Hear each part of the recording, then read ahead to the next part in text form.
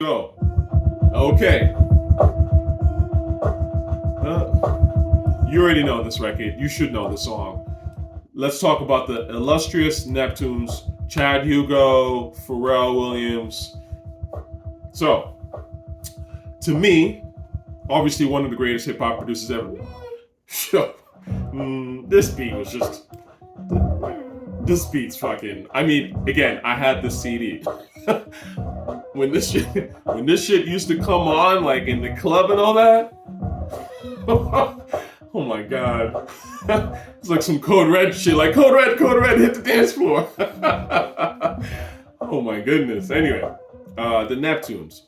So to me, what makes the Neptunes is, to me, they were like these reductive geniuses that had this direct line to pop.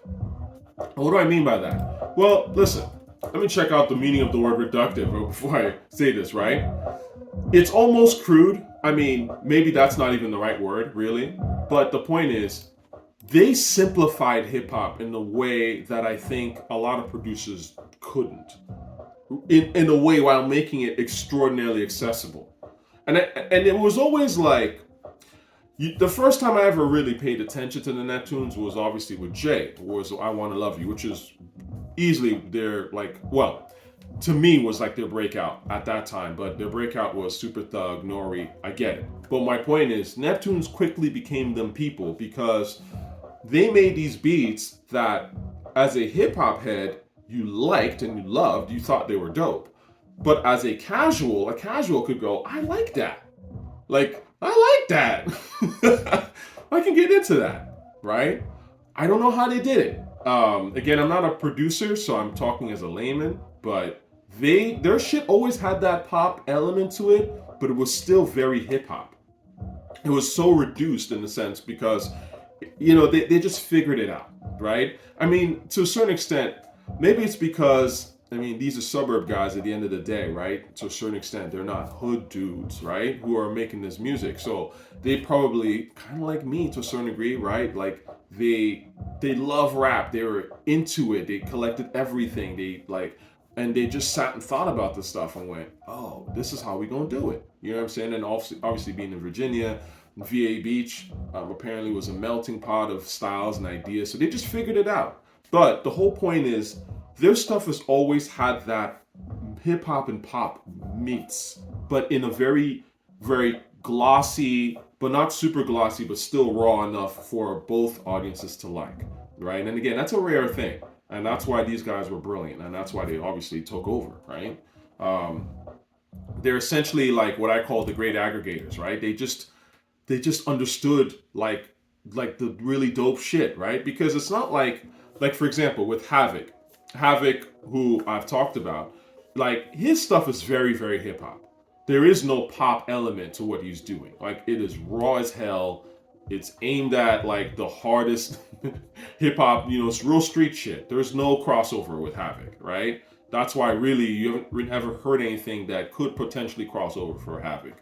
Whereas with the Neptunes, it's almost like every beat they made had that crossover element to it, right? But again, it wasn't corny. It was actually really ill. And that's what I'm saying. These guys were brilliant at that, man. And I don't, to be honest with you, I can't really think of another producer, except for maybe Timbaland to a certain extent.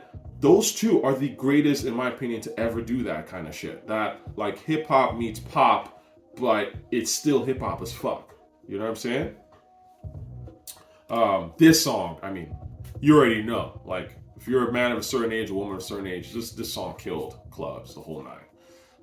So anyway, but this is the reason why, like, the Neptunes could work with a Jadakiss and give Jadakiss Knock Yourself Out. That will kill the clubs and still sounds dope as fuck. It's still some real hip hop shit, but at the same time work with Gwen Stefani or Britney Spears, and you don't even think twice about the shit, right? Because at the end of the day, the beats always had that crossover club thing going on anyway. So anyway, I sometimes wonder, like, even their sounds, whether they're taking a lot from Prince or if they're big Prince fans. That's a question that I would love to hear, like, Pharrell and them speak about. So, dope. I would say the last great Neptunes beat, The last great Neptunes beat to me was this. MOTOMAMI. And went to ROSALÍA. I mean, this beat to me is pure Neptunes. If you've never heard the song, it's by a Latinx artist. Actually, she's not Latinx because I think she's from Spain. She's Spanish. But this is peak Neptunes to me. Pop, has that kind of hip hop-ish thing going on, but it's also pop. So I like this beat a lot. I think the beat really worked for ROSALÍA, and ROSALÍA killed it. And this came out like, what, 2 years ago? A year ago? So, you know, Pharrell is still a dangerous guy. Chad and them, they're still dangerous, man, with them freaking boards. The other one that Pusha T came out with recently, Call My Bluff, that was okay. It wasn't as good as this. So, Call My Bluff is cool. But in terms of like, really like, oh, like this stands the fuck out, it'd be this beat. And it's peak Neptunes. Very, you know, that bombastic, kind of very Neptunes-like. All right? Peace. One thing I wanted to point out, and this is kind of why I'm doing this, I'm kind of revealing a bit of sauce here. But again, it is what it is. It's fine. But what I'm trying to say is, like, great producers, I think as an A&R, right? I'm kind of doing almost the A&R thing here, like YouTube lightweight A&R from my chair, right? But the point is, as an artist, as a rapper, you should know, like if you have a producer that you're a fan of, or if you have a sound that you're trying to do, you should know who does that sound really well, right? And or if you're trying to do a certain type of sound, then you should go towards that person that's a master of that sound, right? And this is how you become a great producer, is because you become the master of a certain sound. So for example, if I'm a rapper and I'm looking to do like operatic, like I want to come out and let people know like I'm on some operatic, spiritual, apocalyptic type shit, I'm gonna go to Havoc first. I'm gonna seek out Havoc and pick his brain and try to get the best beat I can from him, because that's what Havoc does really, really well, right?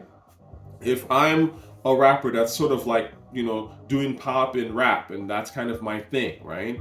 And I want to sort of touch both markets at the same time, right?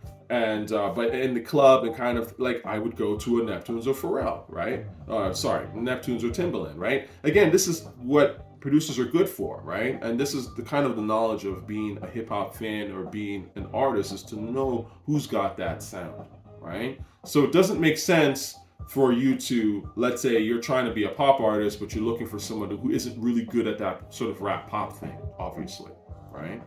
And also, as a side note, this is why certain people, and I'll get to this later, like a Kanye or an Alchemist, that I don't rate in the top 10, and I never will, because to me, I don't know what they do.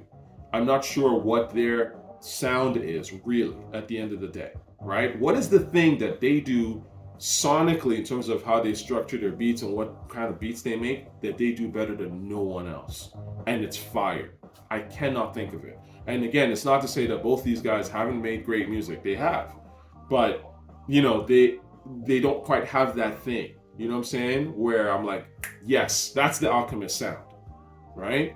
That's the Kanye sound. I mean, we know that Kanye did the Chipmunk thing, but that's not really, again, are you really going to say that that's like what makes Kanye the best, one of the greats? No, because it's not quite of a hip hop thing. It's almost more of an R&B type of sound, right? But again, this is what I mean about like being a producer. The guys, the great ones, they had a certain thing that you went to them for. And that's why when it got announced, or for example, you heard Nas is doing a song with Havoc, you automatically think, oh my God, Nas is going to be on some dark, spiritual, cool shit, right? Because you can picture it, because you know that's what these guys have done and they're good at. Whereas when Nas says he's going to work with Kanye, it's kind of like, and what are they going to do? Anyway, peace.